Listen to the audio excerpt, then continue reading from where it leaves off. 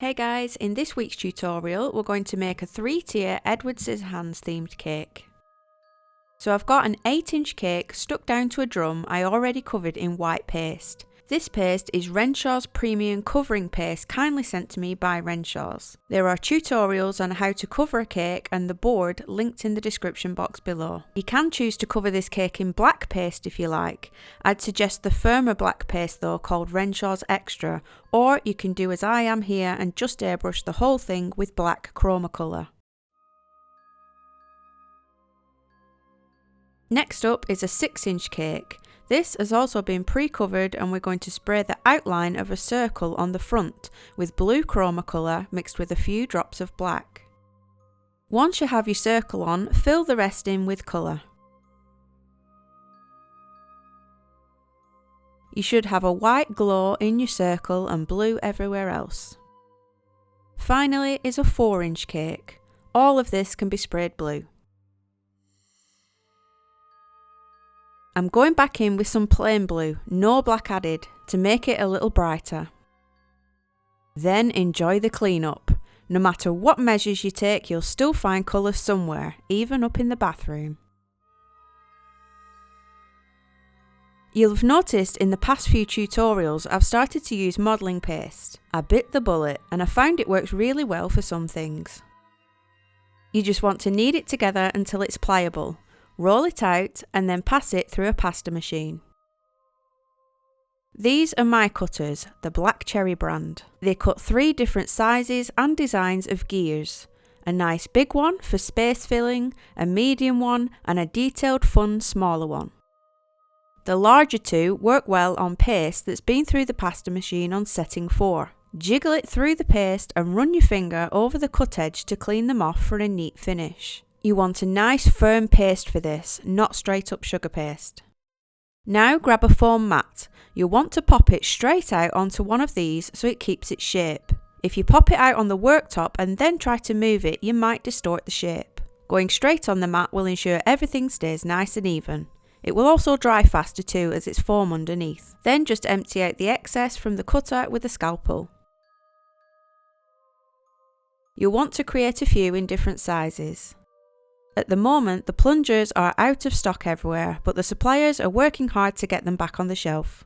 The smallest cutter works best on paste that's a bit thinner, so this went through the pasta machine on the next setting down.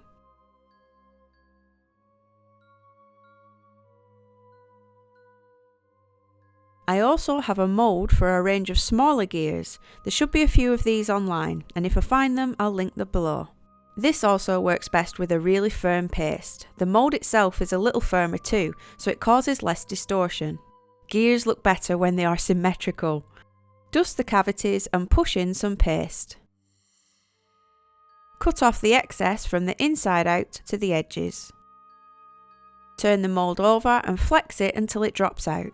If it doesn't, you may need to use a firmer paste or more icing sugar. You'll need a few smaller gears too. Put them all to one side to set. Once your tiers are dry to the touch, you can stack them. You should have something like this. Here I'm using Renshaws Extra paste, which is a tad firmer. I've rolled it out and I'm taking a piece of tin foil. Scrunch this up into a sausage and roll it hard across the surface for a fab cheap texture mat.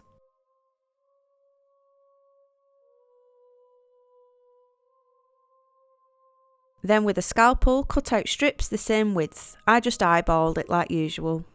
Across the front of the black tier, add a line of water and stick a strip on. Make sure you stick it down properly, not like me who ends up with a big smudge. Luckily we can cover that. Add 2 more strips underneath. Cut some of your other strips down and fill in the gaps on the left so it looks like another strip running vertically.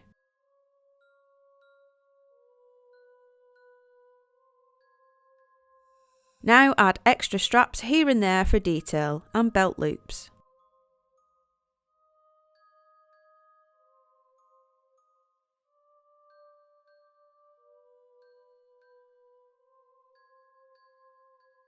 I apparently only just realised I had a stitching tool after putting the belt loops on.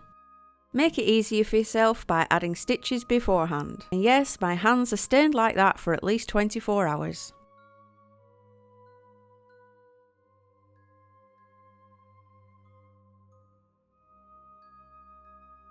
Add some detail to the belts with squash balls of paste and small sausage shapes.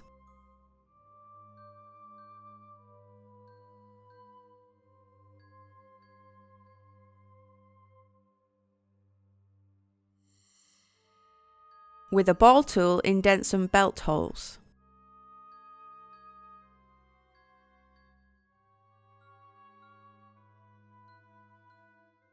Lastly, draw an oval of water on the left-hand side of the belts and add a string of paste to make a buckle.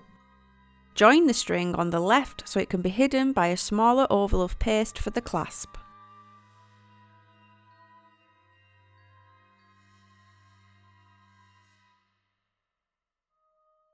Lost footage yet again. Luckily, I've done this technique a few times, so I'll link one of them above for the drips. You just want to cover the top of the 4-inch cake in drips and leave them to set firmly. I'm using metallic dark silver paint for the belt buckles and detail. Just paint it straight on with a fine paintbrush.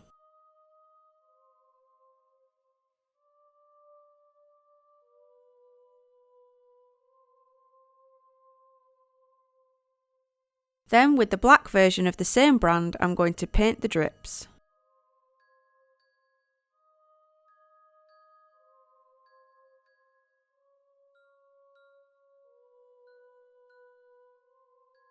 For a quick way to colour the gears, grab yourself a food bag and pop the fully dried gears inside.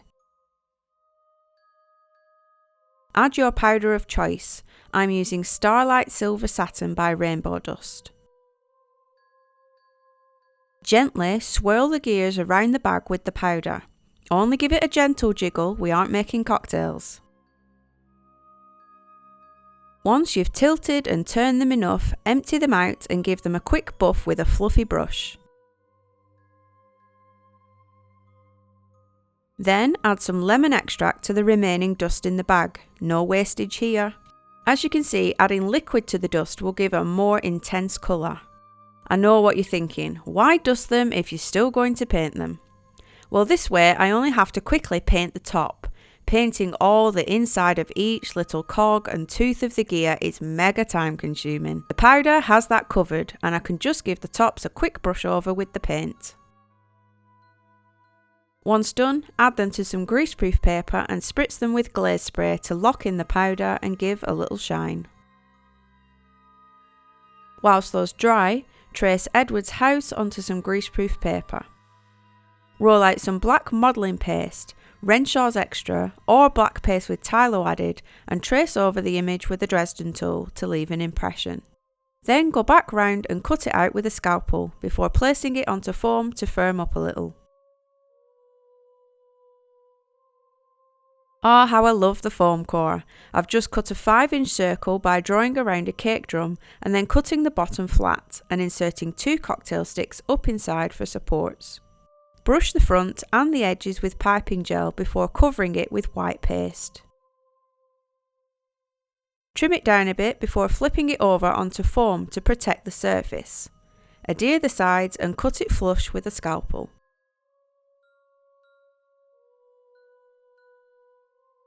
Trace your chosen scene onto greaseproof paper.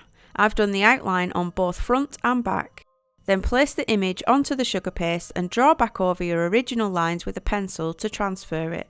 A Dresden tool impression is good for basic shapes, but a pencil impression is more helpful for busier designs. I'm going in and filling all the black areas with the black paint we used earlier. Then, with watered down flesh gel, filling in the face and hands. This gel is by Sugar Flare. The hair is yellow with brown over the top, and then more details are filled in with Sugar Flare gels.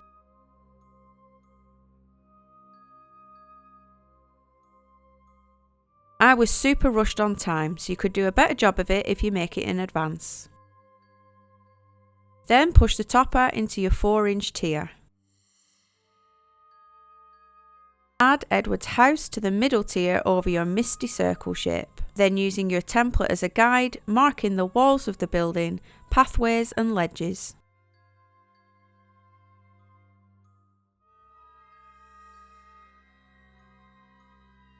With the dark silver paint, highlight the road and the building.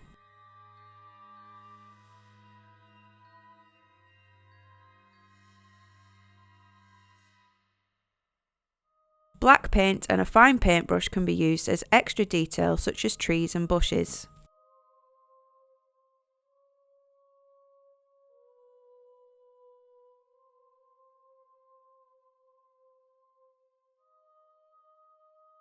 Now that the gears are glazed, you can pick them up and arrange them. I'm going to chop the large one in half and then stick them into the cake. Just brush the cut edges with piping gel and gently push it into the paste.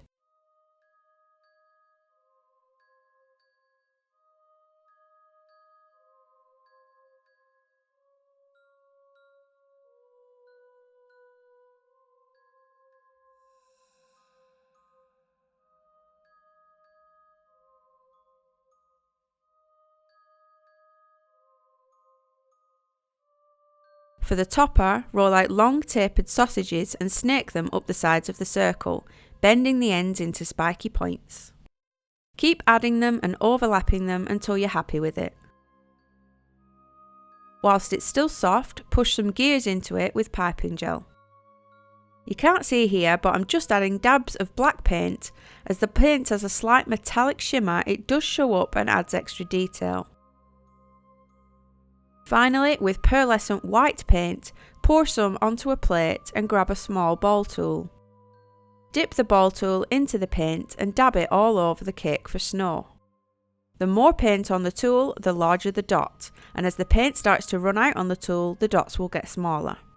And we're all done! A 3-tier, moody Edward Scissorhands inspired cake capturing the slight steampunk element and the magical snow. Hope you find this useful. If you did, hit that thumbs up button so YouTube will show you more tutorials like this one, and also the bell icon to be notified what I next upload. Thanks guys, bye!